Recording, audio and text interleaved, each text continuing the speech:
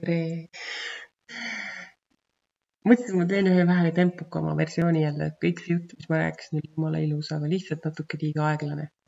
Nii alustuseks siis, et minu tänane välimus on tingitud sellest, et ma tundsingi hommikul ennast nii, et ma hakkan ära surema, nii kohutav kõhuvalu oli, aga õnneks on see kõik möödas, aga mul on vähemalt vabandus, miks ma siuke laip välja näen. Nüüd rääkisin sellest, et mõtlesin, et tõlgin natukene. Ma ei mõelnud, vaid ma tundsin, et ma pean tõlkima. Ja tundsin ka seda, et kuigi ma siin lubasin kunagi, et ma hakkan tagantotsast tõlkima, siis vahepeal ma ikkagi mõtlesin, et no kuidas ma jätan keset kolmandat peatükki pooleli ja siis hakkan otsast või lõpus tõlkima. Et see mingisugune, et asju tehakse mingis järjekorras, loom minu sees tahtis jälle hakata juhtima, aga süda ei andnud nüüd rahu ja keskis ikka täna hakata tagantotsast tõlkima. Tõlkisin ühe lehekülje ära ja kohe hakkasid jälle väga väärtuslikud mõtted liikuma.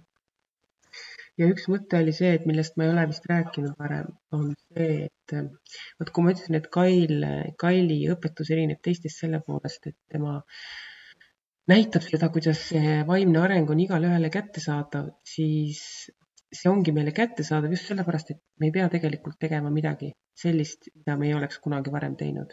Et see iseenesest see seisund, mis me peame saavutama, on meil kõigile tuttav seisund, me oleme kõik kunagi olnud sellises seisundis. Lihtsalt me oleme seda teinud ebateadlikult.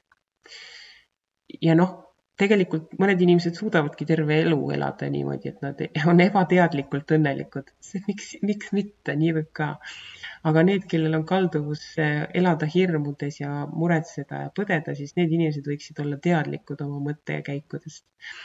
Ja see seisund siis, milles me peaksime tegelikult kogu aeg viibima, on lihtsalt olemise seisund, et seda me kõik oleme kogenud lapsepõlves vähemalt kui mitte hiljem. Selline, kus me lihtsalt teeme midagi, lihtsalt naudime seda ja me ei anna endale hinnanguid ega teistele ega kogu sellele olukorrale. Tähendab, võib-olla me võime anda hinnanguid, kui me näiteks, mul tuleb kohe esimene näide sulle meeldib maalida, siis hakkad maalima. Ja loomulikult, kui selle maali tegemise käigus sul võib-olla tekivad mingisugused hindad nagu seda maali, et mis siin maalil veel puudu on ja mis siin maalil üle on ja nii edasi. Loomulikult sellised hinnangud tekivad ja sellest ei ole midagi. Aga need hinnangud, mida me peaksime vältima, need, kus me ise ennast hakkame hukka mõistma, et me ei oska, meil ei tule midagi välja, me ei ole üldse midagi väärt, me polegi üldse mingisugused kunstnikud, mida iganes on. Seda sorti hinnanguid peaks vältima. Ja me kõik oleme oma elus olnud sellises seisundis, kus me lihtsalt loome midagi või teeme või naudime või ilma, et me annaksime hinnanguid.